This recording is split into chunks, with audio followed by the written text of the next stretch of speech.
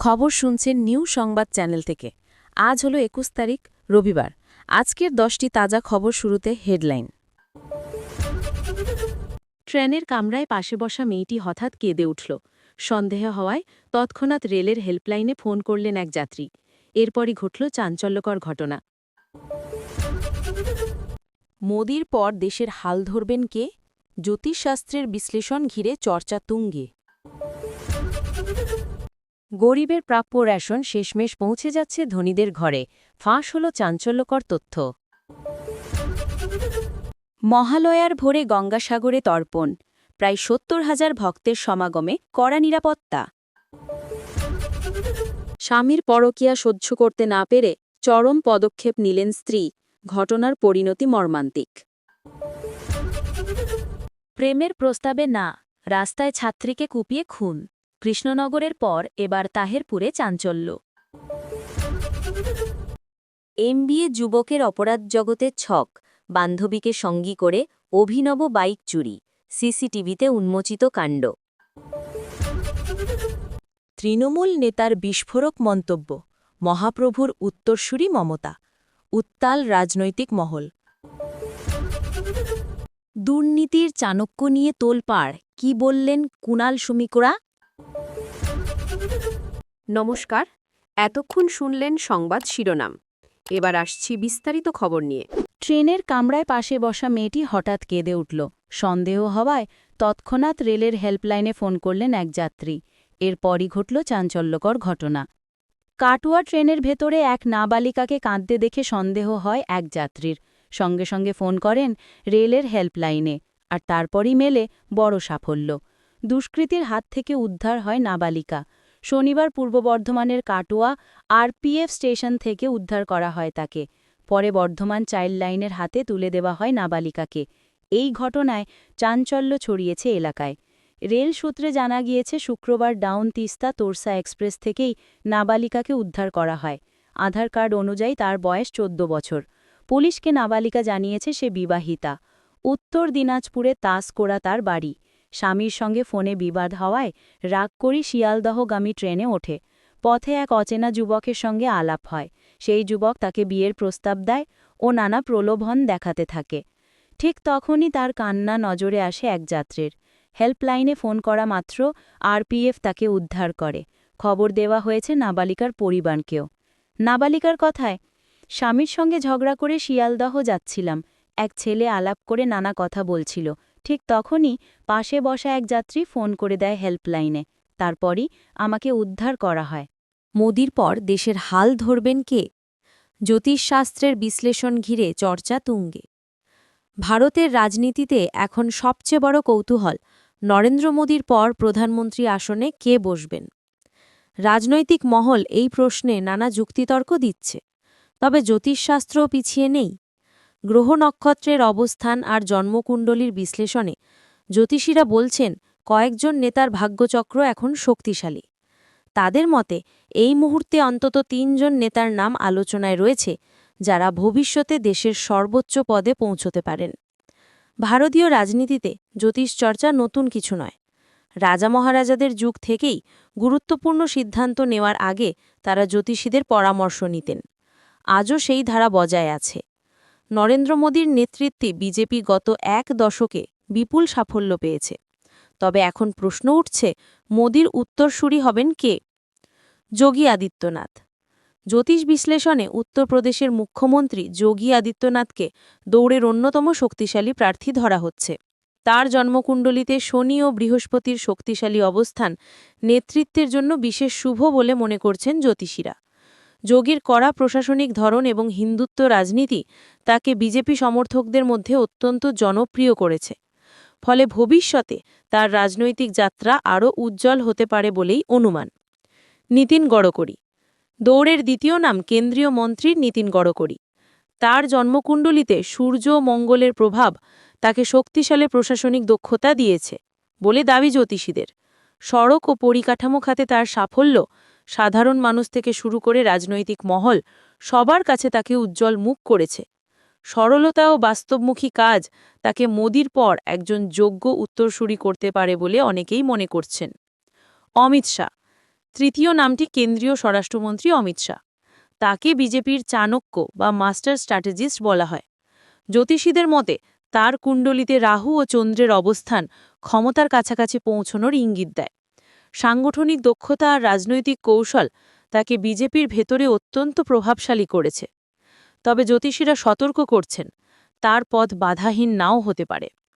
শেষ পর্যন্ত কে বসবেন দিল্লির মসনদে? যোগী, গড়করি না শাহ? এই প্রশ্নের উত্তর এখন সময়ের হাতে। কিন্তু জ্যোতিষের বিশ্লেষণ নতুন করে জল্পনা ও উত্তেজনা বাড়িয়ে দিয়েছে। গরিবের প্রাপ্য রেশন শেষমেশ পৌঁছে যাচ্ছে ধনীদের ঘরে। ফাঁস হল চাঞ্চল্যকর তথ্য। গরিবের রেশন ধনীদের ঘরে। আধার ও বায়োমেট্রিক যাচাইতেই ফাঁস চাঞ্চল্যকর তথ্য। দীর্ঘদিন ধরে গরিবদের জন্য বরাদ্দ সরকারি রেশন সুবিধা ভোগ করছিলেন প্রভাবশালী ও ধনী ব্যক্তিরা।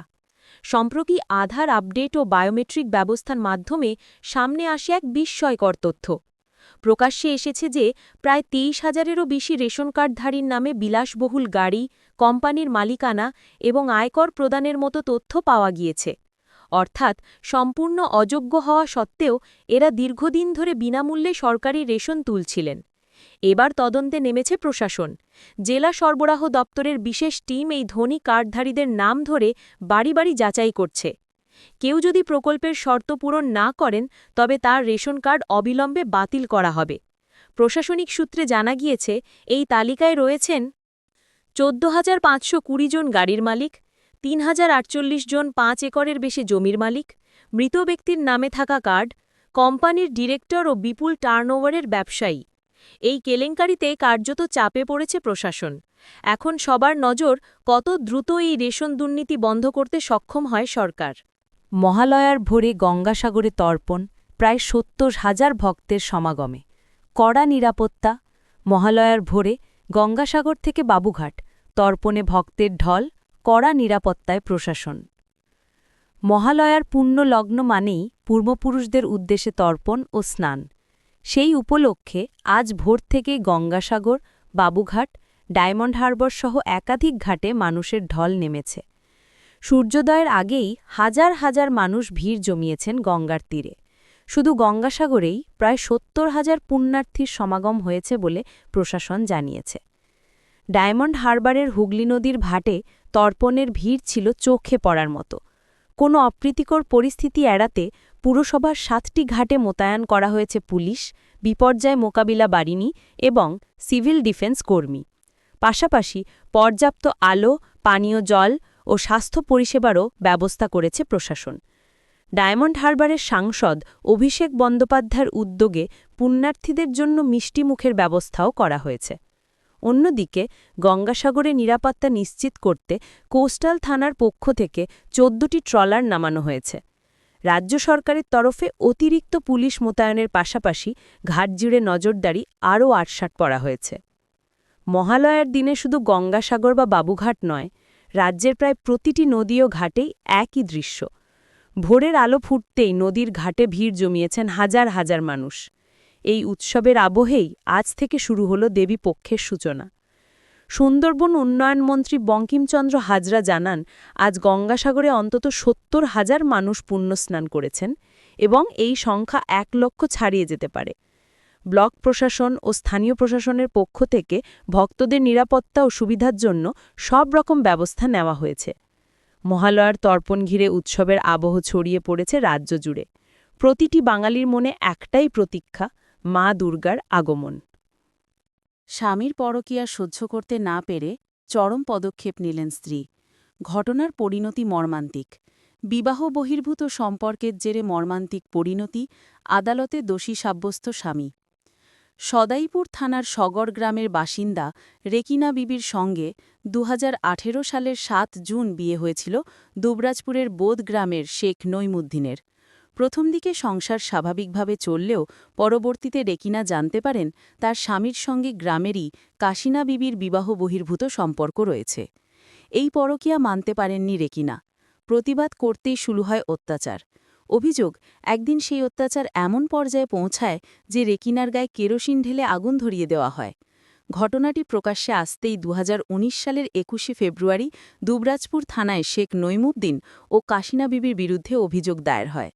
মামলা চলতে শুরু করে আদালতে। 2025 সালের 29 জুলাই বিচার দিন ধার্য হলে শেখ নইমুদ্দিন আদালতে হাজিরা দেননি। পরে তার বিরুদ্ধে ওয়ারেন্ট জারি হয়। অবশেষে বৃহস্পতিবার তিনি আত্মসমর্পণ করলে আদালত তার জামিনের আবেদন খারিজ করে দেয় এবং তাকে দোষী সাব্যস্ত করে। অন্যদিকে কাশিনা বিবির বিরুদ্ধে পর্যাপ্ত প্রমাণ না মেলায় তাকে মামলা থেকে মুক্তি দেওয়া হয়েছে। শেখ নইমুদ্দিনের সাজা ঘোষণা হবে শুক্রবার। এই ঘটনায় আবারও প্রকাশ্যে এলো বিবাহ বহির্ভূত সম্পর্কের করুণ পরিণতি। প্রেমের প্রস্তাবে না, রাস্তায় ছাত্রীকে কুপিয়ে খুন। কৃষ্ণনগরীর পর এবার তাহিরপুরে চাঞ্চল্য।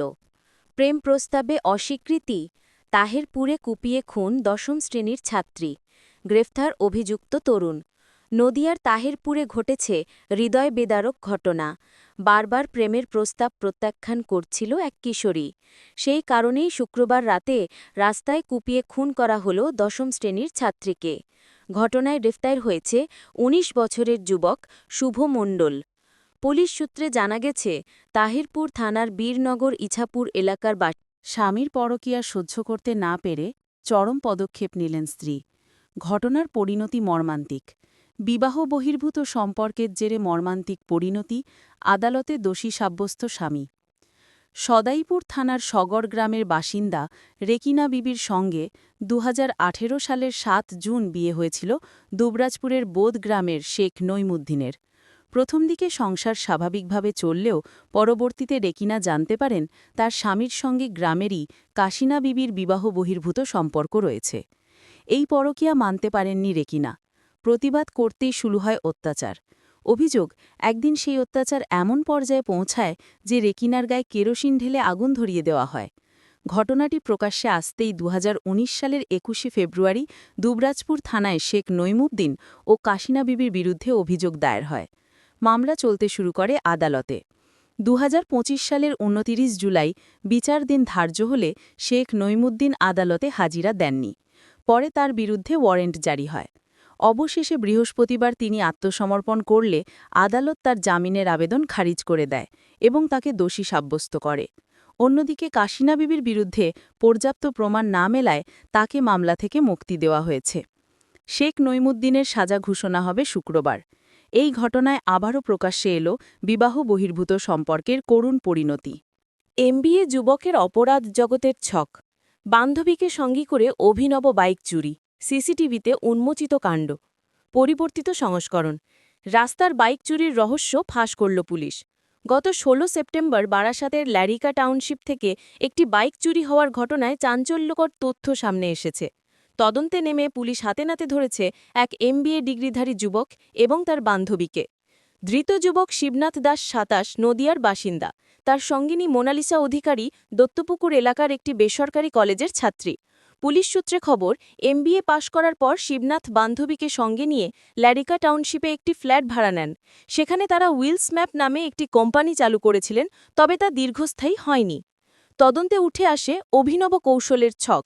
সিসিটিভি ফুটেজে দেখা যায় মুখে মাস্ক পরা এক মহিলা বাইক চোরদের চিহ্নিত করে দিচ্ছে। এরপর দুজন যুবক বাইকের লক ভেঙে সেটি নিয়ে পালায়।